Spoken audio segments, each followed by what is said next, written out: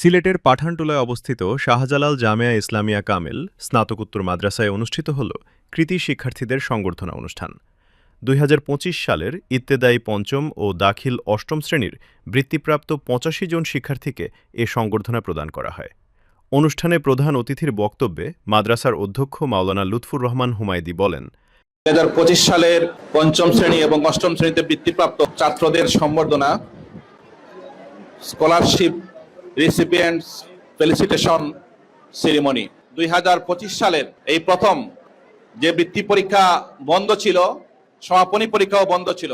নতুনভাবে ২০২৫ সালে সে বৃত্তি পরীক্ষা শুরু হওয়ার পরে সেই বৃত্তি পরীক্ষা আমরা সারা দেশের মধ্যে একটা অভাবনীয় রেজাল্ট করতে সক্ষম হয়েছে, আলহামদুলিল্লাহ।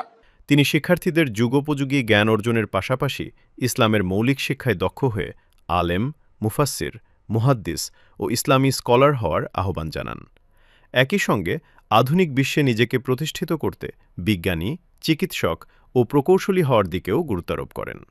জামেয়ার উপাধ্যক্ষ মাওলানা সৈয়দ ফয়জুল্লাহ বাহারের সভাপতিত্বে এবং শিক্ষক মাওলানা শওকত আলীর পরিচালনায় অনুষ্ঠানে বিশেষ অতিথি হিসেবে বক্তব্য রাখেন দ্য সিলেট ইসলামিক সোসাইটির সেক্রেটারি মোহাম্মদ জাহেদুর রহমান চৌধুরী সহ অন্যান্য অতিথিবৃন্দ।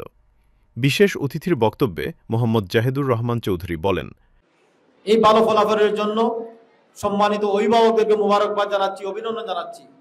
ওনারা এই ছাত্রছাত্রীদের উৎসাহ উদ্দীপনা দিয়েছেন, সহযোগিতা করেছেন, যার কারণে ভালো রেজাল্ট হয়েছে।